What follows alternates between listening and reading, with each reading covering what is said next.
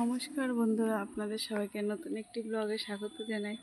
তো আজকে আবার চলে এলাম আপনাদের সাথে গল্প করতে। দেখুন কতটা রোদ, প্রচণ্ড পরিমাণে রোদ। এই যে সেই পুঁই শাকের মাচাটা কমপ্লিট, তারপরে একটু ওই শুকনো লঙ্কা রোদ্দু দেওয়া হয়েছে, আর এটা আদা। আর আমার ছেলের জন্য এখানে একটা ঘর বানানো হচ্ছে, ও খেলা করবে, সেই জন্য সবে এখনো কমপ্লিট হয়নি।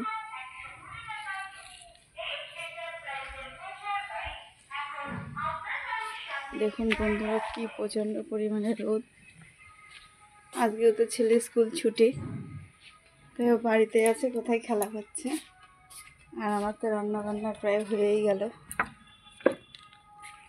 ভাত এই যে প্রথমে দেখা যায় রান্নাঘরের এখনও অগোছালো, এখনও কিছু গোছানো হয়নি, মানে রান্নাটা হয়েছে, এখনও বাসন মাজবো পুরোটা হয়নি।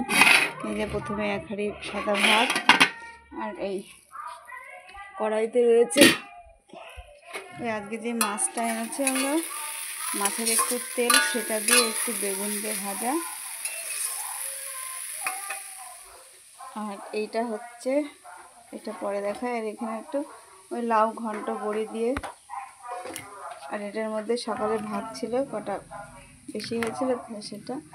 আর এইটা হচ্ছে এই বছরের আমাদের প্রথম খাওয়া হবে ফুলকপি।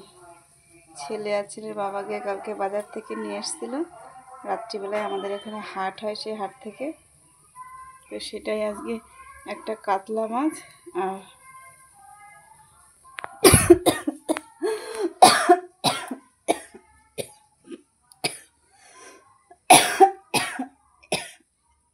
সরি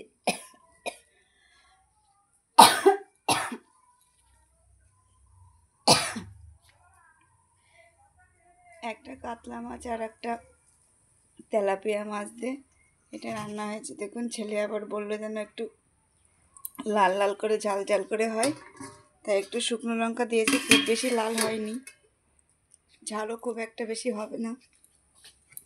এদিকে আগেও বলেছি ঝাল খেতে পারবে না, কিন্তু রান্নার সময় আবার লাল লাল লাগবে। কালকে তো মাংসের ঝালটা এত পরিমাণে লাল হয়েছিল, কিন্তু অতটা ঝাল হয়নি।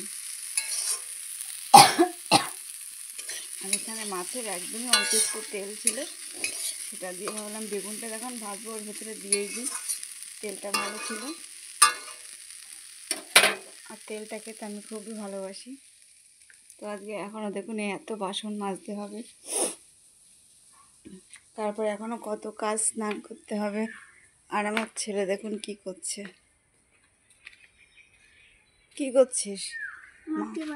মাটি ছিনে ছিনে মগে মাটি মাখিয়ে।